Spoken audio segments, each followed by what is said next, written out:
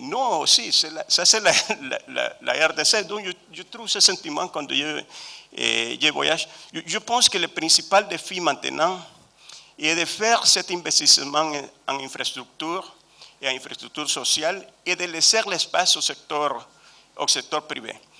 Nous devons comprendre quels sont les rôles de chacun. Le rôle de gouvernement maintenant au niveau macroéconomique est de fortifier la mobilisation des recettes domestiques et aussi de faire une bonne budgétisation et une bonne exécution des budgets. Le rôle de nous est de vous accompagner parce que maintenant les besoins des investissements sont énormes. Nous ne pourrons pas vous laisser seuls pour tout l'investissement. Seulement Inga, c'est 12 milliards de dollars. Seulement la route nationale 1, c'est autre montant. Maintenant, tous nous devons être à côté de vous pour vous accompagner et pour vous aider à mobiliser ce financement international. Donc vous allez nous laisser nous endetter quand même, aller chercher l'argent là où il est pour financer nos investissements. Oui, non. Et ça doit se faire d'une manière responsable. Parce que si vous faites un investissement qui va vous donner beaucoup de productivité et va déclencher l'activité économique, ça vous pourrez payer parce que c'est le taux de croissance qui va payer avec ça et c'est l'emploi de personnes.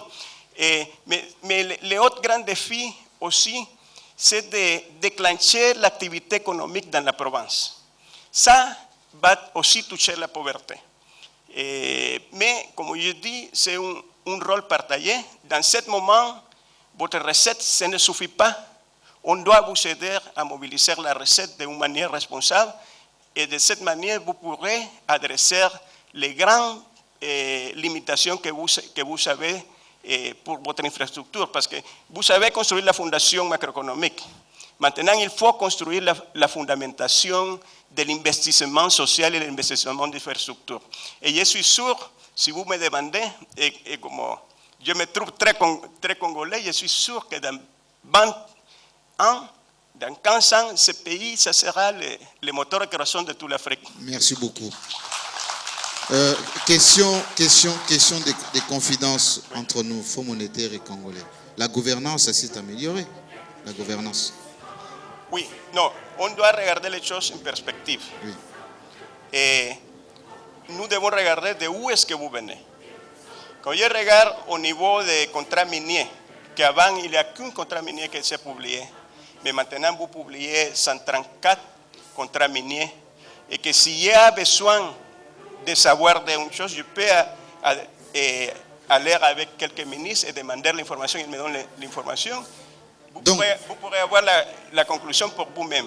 Encore, nous ne sommes pas là, mais vous êtes en progrès et ça c'est l'importance. Merci beaucoup. Merci beaucoup. Repartez avec le micro et on va le récupérer de l'autre côté. Bien entendu, il fallait un témoignage de ceux qui participent au développement de la RDC. Je vois, on ajoute un siège. Oui, c'est pour coupler maintenant. Coupler les Congolais, les ministres qui sont aux commandes chaque jour, mais aussi les partenaires au développement qui les assistent, qui apportent leur concours. S'il n'y a pas une cohésion de la RDC, je vous préviens tout de suite, c'est les Congolais qui gouvernent leur pays en toute souveraineté, mais il y a aussi la communauté internationale qui est aux côtés des Congolais. Et c'est pour cela que j'aimerais bien que le ministre qui s'occupe des infrastructures, parce que M. Kobler l'a dit tout à l'heure, le représentant du Fonds monétaire international a parlé des infrastructures, les routes, les ponts, les bâtiments. Le ministre Kakasouchi, s'il est là, le Premier ministre a dit tout à l'heure qu'il va beaucoup nous apaisantir sur l'état des infrastructures en RDC. Bienvenue, monsieur le ministre. Bienvenue, monsieur le ministre. Merci beaucoup, monsieur Jean-Marie. Le Premier ministre, tout à l'heure, a dit de vous que vous êtes le patron des infrastructures dans notre pays, la RDC. Les Congolais vous suivent, la communauté internationale aussi, le monde aussi vous suit en ce moment. Qu'est-ce que vous avez fait du Congo depuis... Allez, je vais aller un peu plus loin. 2001, vous n'étiez pas là, mais vous étiez au Congo. que Joseph Kabila a été président. Vous, vous êtes au gouvernement depuis un certain temps.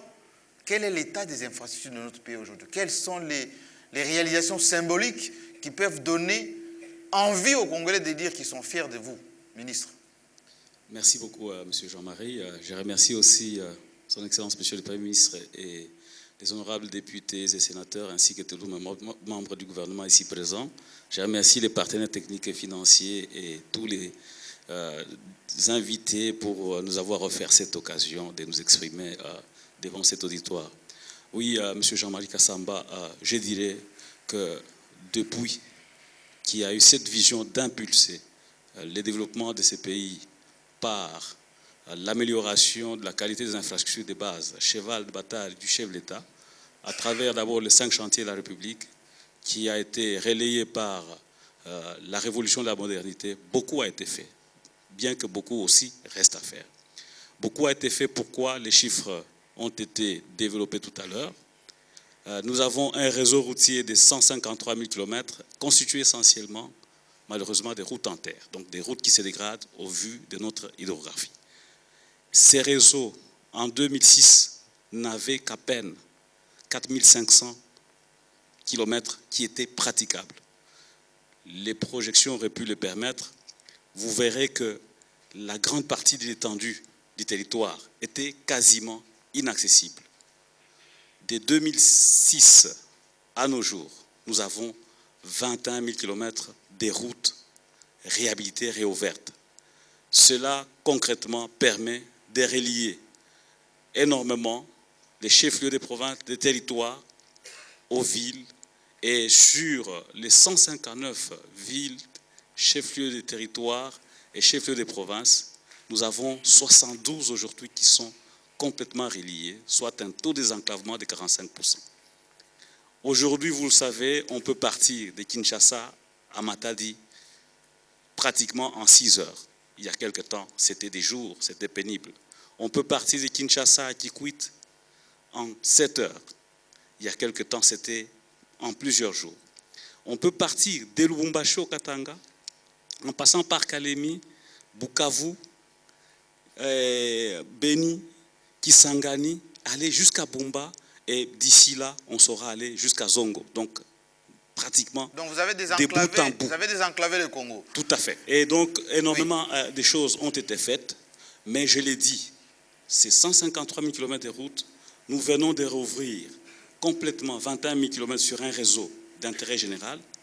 Il y a donc encore énormément à faire, mais le rythme d'ouverture est spectaculaire. Pour vous donner aussi un chiffre, des 60 à 97, les rythmes d'asphaltage moyens étaient de 28 km par an. Aujourd'hui, nous sommes à un rythme de 60 à 80 km de routes asphaltées par an. Bientôt, nous allons avoir notre route d'intégration nationale, la route nationale numéro 1, qui partira de bout en bout par une route revêtue de qualité, ce qui va renforcer la cohésion nationale et le brassage culturel cher à notre pays pour encourager et consolider la paix et la sécurité. Merci beaucoup, mais vous ne faites pas ce travail seul, vous êtes aussi aidé par la communauté internationale. J'aimerais bien inviter Michel Dumont, qui est l'ambassadeur de l'Union européenne. Vous pouvez l'applaudir, hein, M. Dumont. Bienvenue, M. Dumont.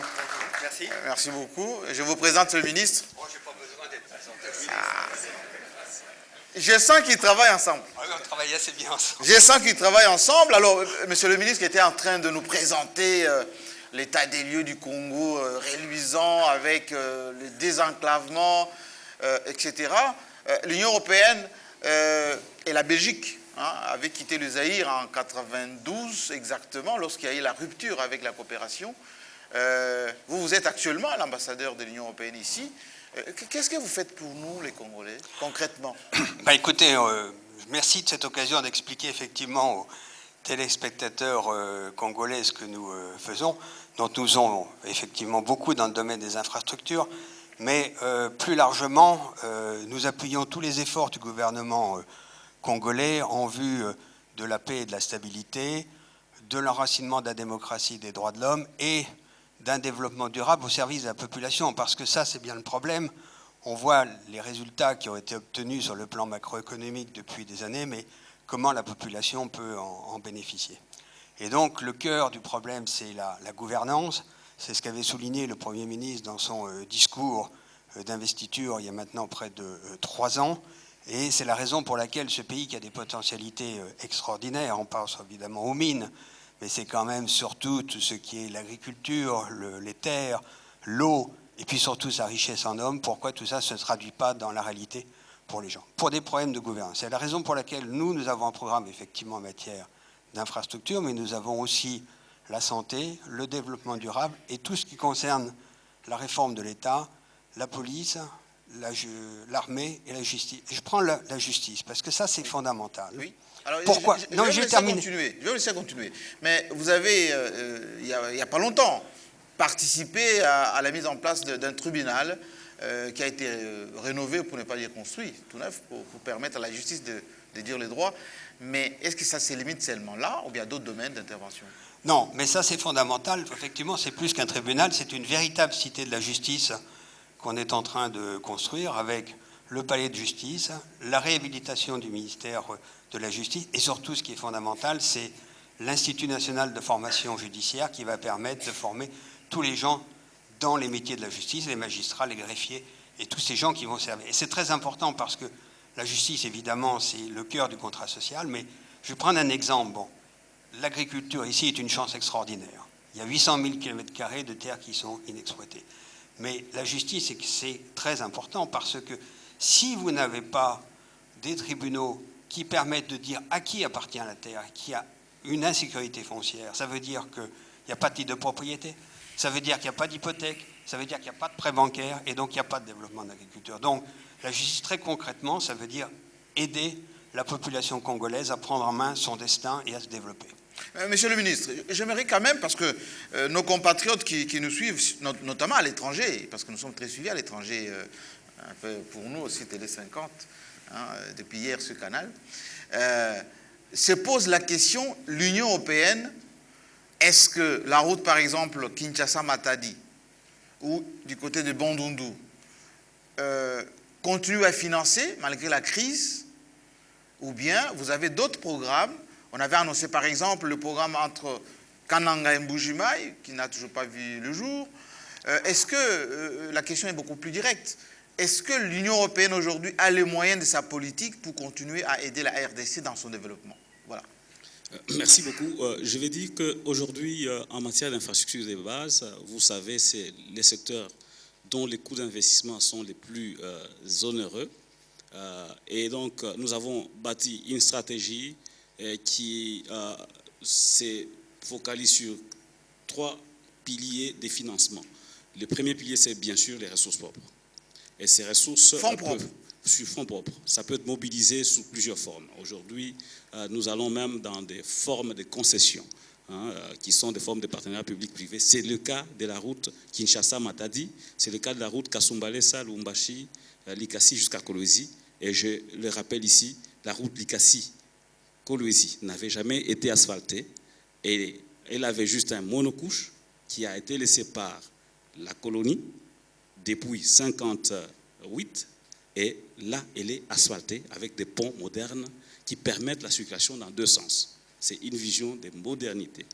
Et nous avons aussi bien sûr les partenaires techniques et financiers et nous avons aussi un financement innovant, c'est celui des infrastructures qui sont construites sur base des garanties de l'exploitation minière à travers notamment les programmes sino-congolais. Ce n'est pas vraiment un troc. Oui. Ce n'est pas un troc, c'est-à-dire qu'il y a l'exploitation minière qui, à travers cette activité, va produire, générer des bénéfices.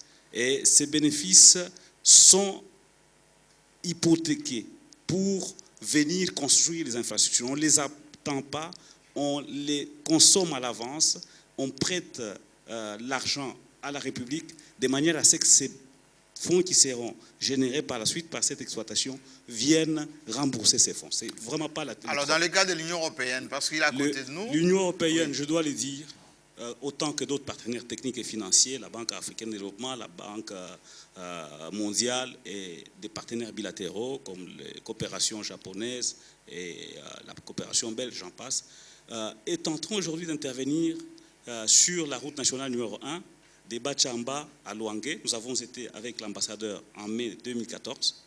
Et je dois ici féliciter le courage de l'ambassadeur et de tous ses experts. Ce n'est pas toujours ce qu'on croit, c'est aussi la passion. Ce n'est pas seulement l'argent. Eh bien, l'Union européenne aujourd'hui Il est aussi congolais comme celui de Dieu. Il se comporte mieux que certains Congolais. Et je dois le dire, il a été au lancement. Et aujourd'hui, nous sommes en train d'asphalter la route de Bachamba à Luangue. C'est 114 km. Et cela ira jusque pratiquement en 2016. Mais d'ici fin 2015, nous aurons déjà l'asphalte sur cette route. C'est une route où nous avons veillé en août de l'année passée, en train pratiquement d'aller à Luangue avec les experts de la BAD et bien d'autres experts, des ministres et des gouverneurs. Nous avons veillé en roulant. Donc ici, je voulais insister aussi, M. Jean-Marie, sur le fait que les gens ne doivent pas voir simplement l'activité à travers le fond. Il y a aussi la passion. Le chef de l'État a toujours évoqué ça. Il faut avoir la passion. On a bien compris que l'ambassadeur a la passion du Congo. Enfin, vous allez rester un peu longtemps chez nous, hein, si vous voulez bien. Alors, juste dernière question, monsieur l'ambassadeur, c'est très important, et je la repose. Est-ce qu'il y a aujourd'hui la volonté, dans le partenaire que vous êtes, surtout l'Union européenne, de continuer, malgré les moyens propres du gouvernement congolais, qui a beaucoup investi aussi dans les infrastructures, etc., d'augmenter votre participation financière pour permettre au Congo d'être un Congo émergent, comme on a dit dans 15 ans? Écoutez, la réponse est clairement oui, puisque l'enveloppe, si on parle technique, du programme passé, c'était 514 millions d'euros. Celle pour les années à venir, ça va être 620 millions d'euros. Donc on voit bien la croissance. Pour revenir à ce que vient de dire notre partenaire ami, le ministre des infrastructures, au-delà de ce que nous sommes en train de construire, les 114 km, d'ailleurs nous travaillons très bien avec la BAD qui font les kilomètres suivants, au cours des années à venir, on va construire 150 km de 400 km qui permettront d'aller au bout jusqu'à Mbujima et Mweneditu. Et tout ça, ça s'inscrit dans un schéma qui est très clair, en fait, hein, qui est un schéma à la fois économique et politique. Politique, pourquoi? Parce que c'est réunifier le Congo. Bon, vous voyez bien, c'est un pays qui a des zones économiques et démographiques très peuplées sur Kinshasa, l'Est et la zone du Sud Katanga, et puis au milieu, c'est vide. Donc il faut refaire la route nationale numéro 1. Hein, et là, vous avez donc une route qui va aller jusqu'à Mweneditu, et puis là, vous retrouvez le chemin de fer qui va aller jusqu'à Ilebo. On refait de l'autre côté l'aménagement du fleuve, parce que le Congo, c'est vraiment l'artère de ce pays, et donc c'est une capacité de développement extraordinaire. Aujourd'hui, vous mettez 3 semaines avec des risques considérables. Le ministre me disait, il y a eu, en 30 mois, il y a eu 3000 morts dans des naufrages sur le Congo. Et donc, qu'est-ce qu'on va faire? C'est faire en sorte qu'on puisse aller de Kisangani à Kinshasa en moins d'une semaine par le bateau. Et là, vous avez toutes les richesses de la province orientale, toutes les richesses de l'Équateur qui pourront alimenter les marchés de Kinshasa, et donc c'est une aide directe à la population. Vous pensez par exemple, vous avez le riz de Bumba. Le riz de Bumba, c'est considéré comme un des meilleurs du monde. Hein. Aujourd'hui, c'est très difficile d'en trouver.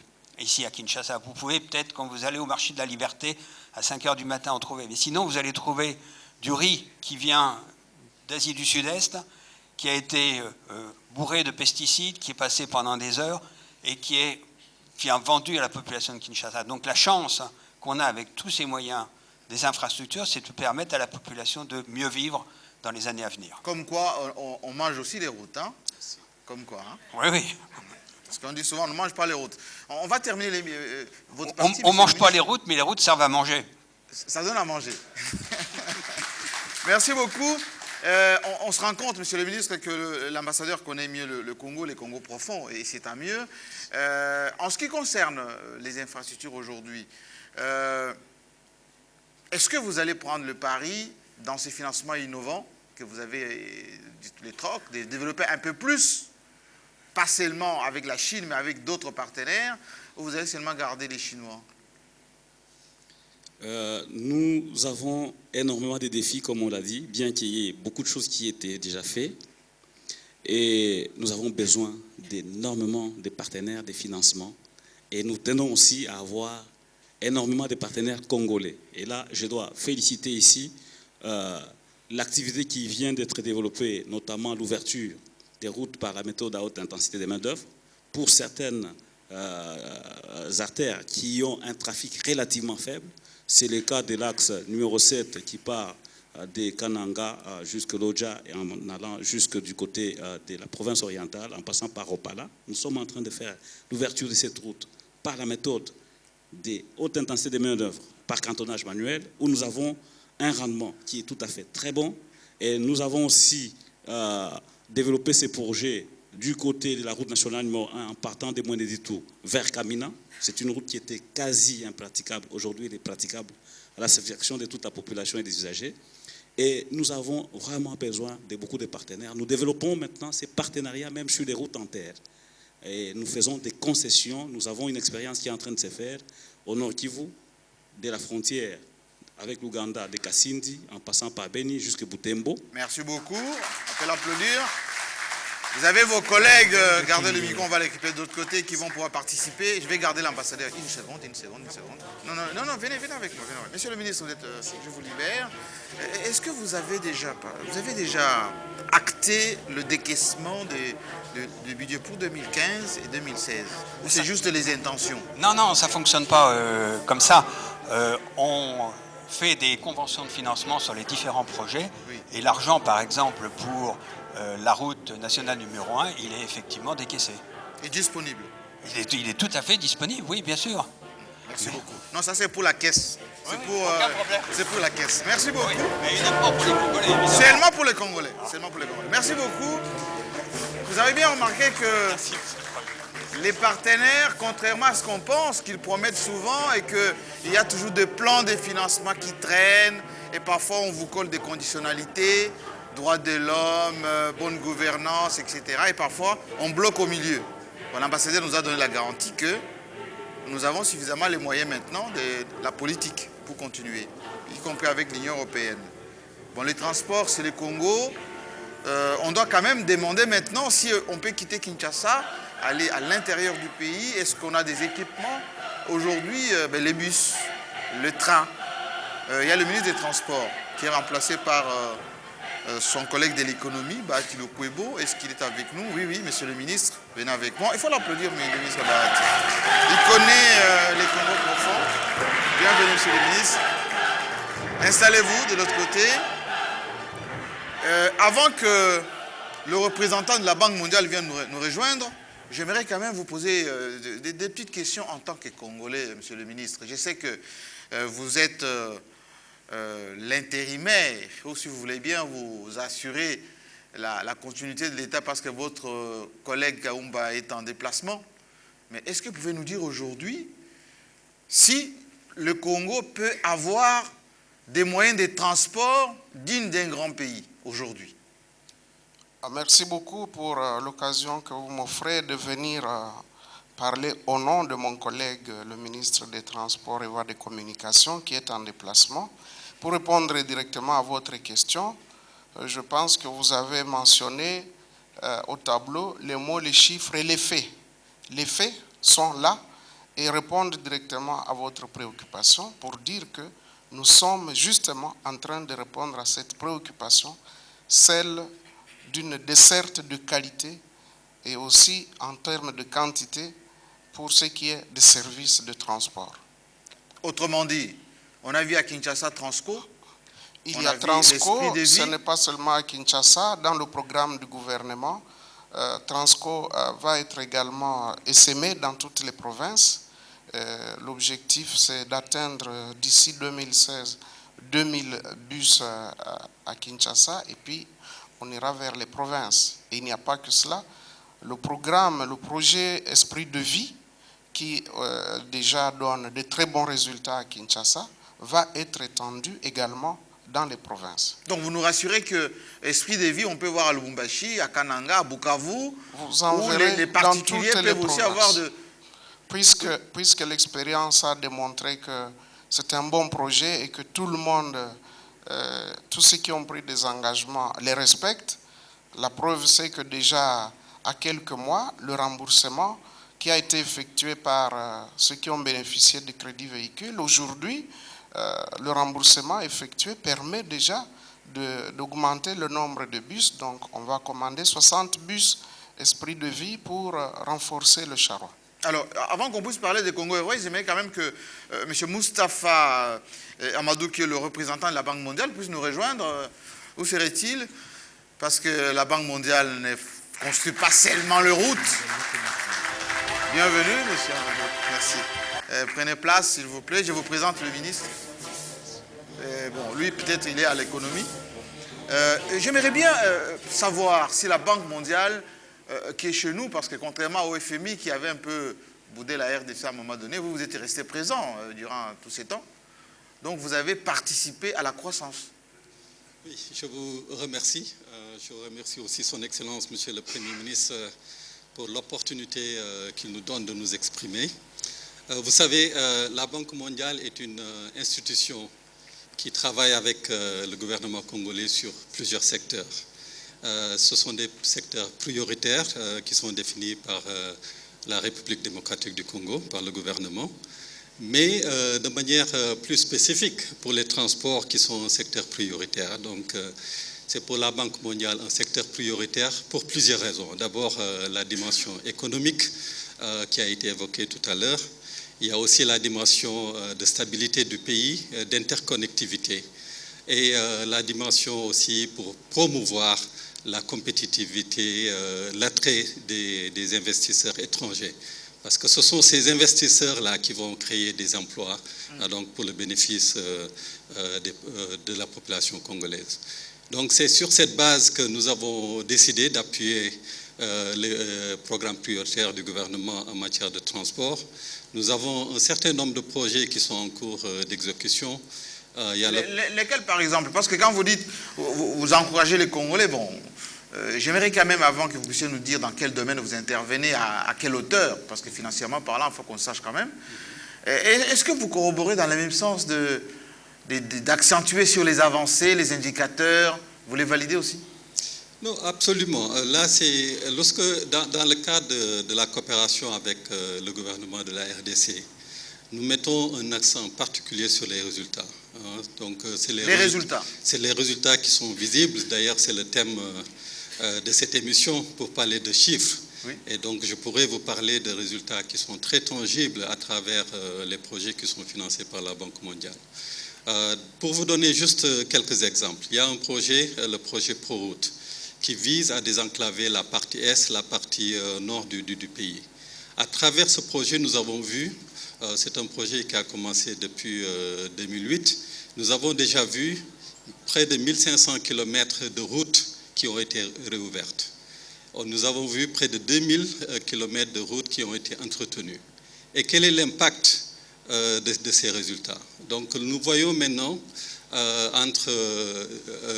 dans la partie est, là où il fallait dépenser $50 par moto pour se déplacer, maintenant les populations peuvent dépenser que $10 et se déplacer par minibus, donc avec un niveau de sécurité et de confort accru.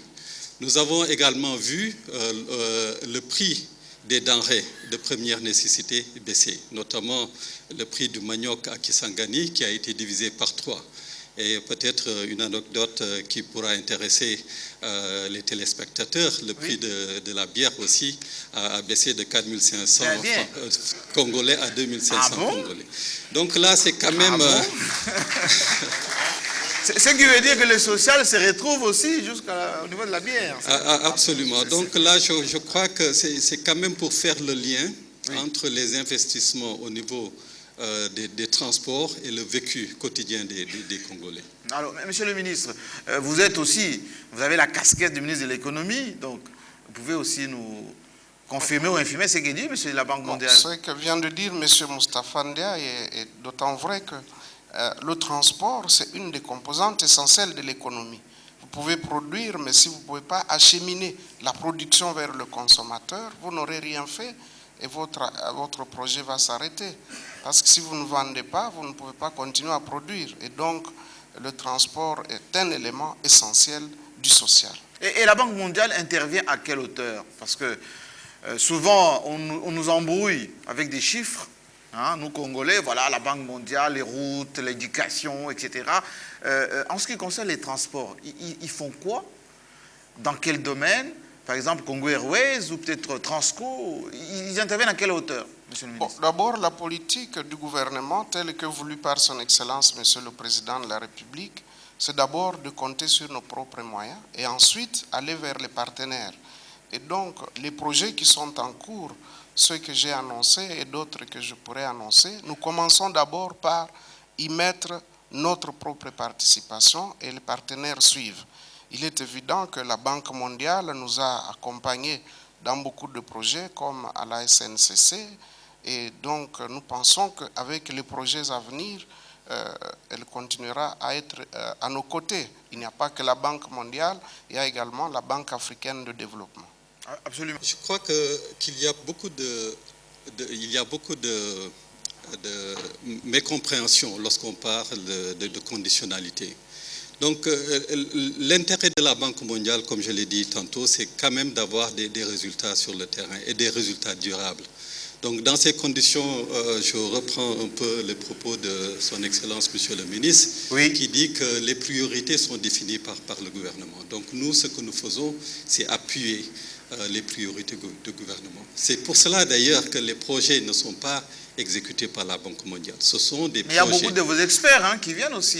C'est l'avantage comparatif de la Banque mondiale de travailler auprès du gouvernement en matière d'assistance technique. Donc nous profitons de l'expérience que nous avons de plus d'une centaine de pays dans le monde, de l'expérience de plusieurs décades, de décennies de développement pour apporter notre avantage comparatif au gouvernement congolais. Donc cette question de conditionnalité, à mon avis, c'est une question qui est très dépassée.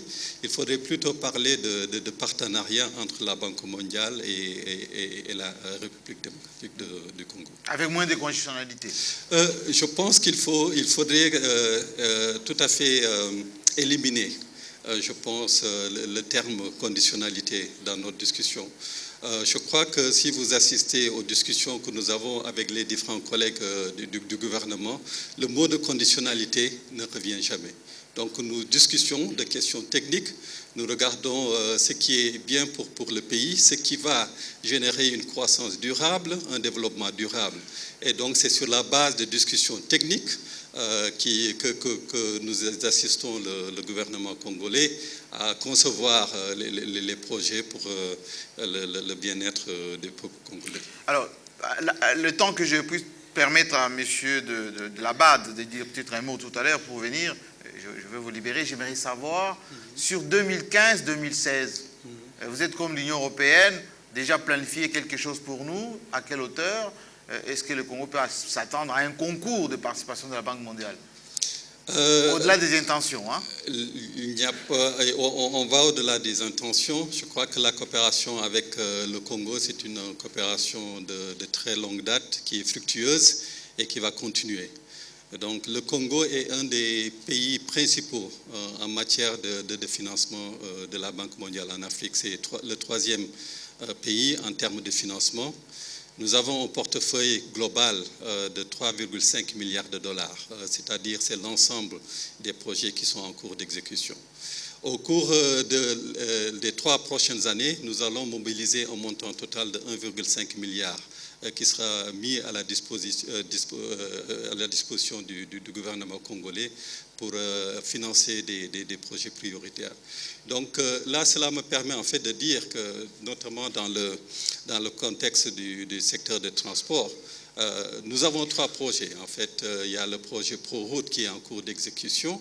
Nous avons également le projet de transport multimodal qui va au-delà en fait des routes. Donc c'est le projet qui touche également au transport aérien, mais aussi au transport ferroviaire, de même que le transport fluvial. Donc, parce que le Congo, c'est un des rares pays où l'ensemble de ces modes de transport doivent jouer leur rôle. Et donc nous, au niveau de la Banque mondiale, nous assistons le Congo pour vraiment développer l'ensemble de ces modes de transport. Et c'est là, en fait, l'opportunité aussi de dire qu'il y a juste quelques jours, notre conseil d'administration vient d'approuver un montant de 52 millions de dollars pour appuyer la réhabilitation de l'aéroport de Goma. Donc, vous voyez que lorsque nous parlons de la coopération, c'est une coopération qui est très active, qui est très dynamique et qui donne des résultats sur le terrain. Merci beaucoup, monsieur de la Banque mondiale, qui s'appelle monsieur Moustapha Amadou. Merci en tout cas. Si celui de la BAD est avec nous, monsieur le ministre, vous restez un tout petit peu. On sent que la Banque mondiale est avec nous. Hein, on sent. Le monsieur de la BAD, Banque africaine de développement, qui s'appelle Sylvain Maliko. Bienvenue. Merci beaucoup. Installez-vous, monsieur le ministre. Avant que le ministre puisse répondre à cette question, j'aimerais quand même au niveau de la BAD, hein, on vous a vu, la BAD, participer à quelques projets en RDC. On dit que la Banque africaine de développement est un peu frileuse, n'arrive pas à dégager suffisamment de fonds pour aider un pays africain comme le nôtre. Tout le monde l'a dit, un pays phare qui mérite beaucoup plus de financement que les 3 milliards dont il était question tout à l'heure pour la Banque mondiale. Qu'en dites-vous, M. Maliko? Bien, merci beaucoup. Je voudrais saisir cette occasion pour féliciter M. le Premier ministre pour cette initiative, mais également présenter mes civilités aux autres hautes personnalités de la République que je n'ai pas encore eu l'occasion de rencontrer, parce que je suis en poste depuis bientôt 1 semaine, 10 jours. Ah, soyez le bienvenu. Merci. Soyez le bienvenu au Congo. Je viens du siège où j'étais le directeur de l'intégration régionale et du commerce. Et je pense que le fait que la banque ait décidé qu'un directeur de département soit représentant dans un pays est une particularité. C'est généralement des collègues de niveau légèrement inférieur. J'ai entendu tout à l'heure dire que d'autres institutions qui sont peut-être mondialement plus connues que la BAD, FMI, Banque mondiale. La BAD a la particularité d'être centrée sur l'Afrique, oui. Ont porté la voix du Congo dans d'autres forats. Je voudrais indiquer que le président du groupe de la Banque africaine de développement, qui est le porte-voix de l'Afrique sur les questions économiques touchant l'Afrique, est constamment en train de valoriser certaines réalisations ou performances des pays qui émergent. Et je pense que le Congo en est un. Le Congo émerge. Il est en voie vers l'émergence. Donc c'est déjà un mouvement, il faut le reconnaître. Je dis cela parce que on a souvent tendance à ne pas dire assez de ce que nous réalisons. Quand on est dans une trajectoire et que l'effort est constant, il faut le maintenir, parce que c'est cela un peu le développement, le mouvement pour le changement. Pour revenir à votre question, la Banque africaine de développement, le groupe de la Banque africaine de développement, pour être plus précis, est une entité spécifiquement africaine dont le capital est détenu par les pays africains, qu'on appelle les pays membres régionaux, et les pays non africains, qui sont les pays membres non régionaux, venant de divers continents. La Banque africaine de développement a des moyens qui sont les siens, mais qui demeurent limités comparativement à d'autres intervenants. Il n'empêche que dans le cadre de ces opérations, la Banque africaine de développement, surtout au Congo, en République démocratique du Congo, la Banque africaine de développement a ouvert des voies qui sont en rapport avec le type de réponse que le pays attend par rapport à ses performances. Nous avons constaté le triplement des ressources concessionnelles qui sont essentiellement des dons. Nous avons observé également, du fait des performances macroéconomiques favorables de la Banque du Congo, la reclassification du Congo qui aujourd'hui bénéficie d'une composante dons et d'une composante prêts. Nous avons aussi la possibilité pour les opérateurs économiques, ceux du secteur privé, d'accéder à des ressources de la BAD. Donc, je pense que tous ces instruments mis ensemble donnent beaucoup de possibilités. Le dernier point, c'est que l'avantage que la Banque africaine de développement offre à des pays comme le Congo, c'est d'utiliser justement les fonds qui sont des allocations pays pour avoir un effet multiplicateur au niveau de la mobilisation des ressources qui sont du guichet